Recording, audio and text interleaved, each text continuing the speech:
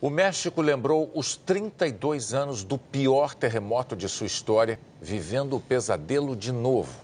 Desta vez, o epicentro do abalo foi perto da superfície da Terra e, por isso, o número de mortes passa de 100 e é provável que aumente.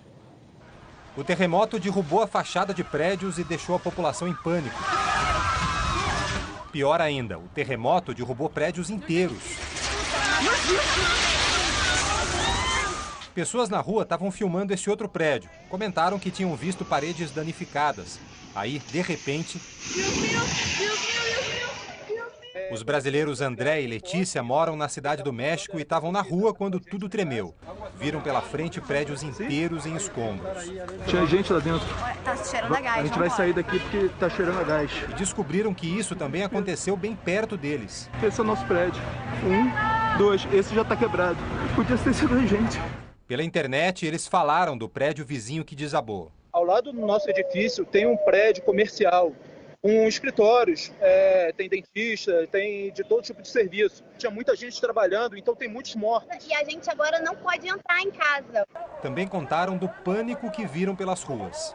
Saindo pela rua, em frente ao nosso prédio, via gente amputada, muita gente chorando. Completamente desesperadas, chorando muito. Equipes de resgate estão vasculhando os escombros em busca de vítimas. Paredes caíram em cima de carros. A população correu para o abrigo mais seguro, o meio da rua. Para muita gente foi difícil acreditar que era verdade. Hoje, exatamente hoje, faz 32 anos que um terremoto devastador atingiu a Cidade do México e matou milhares de pessoas. É por isso que todo ano, o mês de setembro lá é dedicado a treinamento sobre o que fazer em caso de terremoto. Quando a terra tremeu, muita gente estava participando desses treinamentos. André conta que não houve alarme na hora do terremoto. Aí hoje, às 11 da manhã, teve essa simulação, ninguém desceu. E aí agora, algumas horas depois, teve esse terremoto que não deu tempo de soar o alarme. O epicentro foi na região central do México, na cidade de Raboso, no estado de Puebla, a 51 quilômetros de profundidade. O local fica a cerca de 120 quilômetros da Cidade do México. Ou seja, foi relativamente perto da capital. E a região metropolitana da Cidade do México tem perto de 20 milhões de habitantes. Por isso, o número de vítimas é uma grande preocupação agora. Na internet, o presidente do México, Enrique Peña Nieto, fez um apelo à população. É importante evitar circular por ruas e avenidas para permitir a passagem dos veículos de emergência.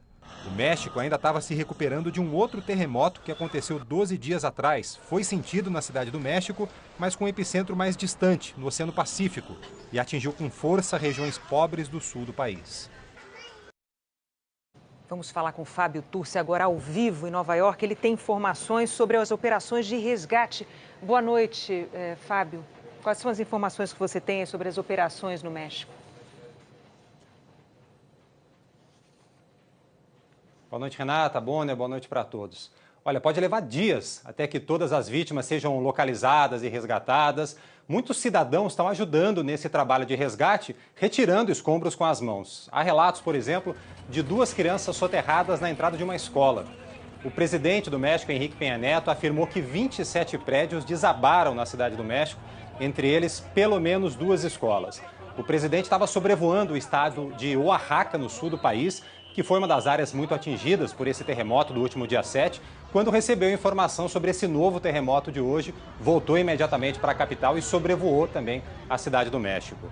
O presidente convocou o Comitê Nacional de Emergências para coordenar o socorro às vítimas e mandou esvaziar todos os hospitais que sofreram algum tipo de abalo e transferir os pacientes para lugares seguros. Quase 4 milhões de pessoas estão sem energia elétrica no México. O Itamaraty afirmou, agora há pouco, que até o momento não há informações sobre brasileiros entre as vítimas.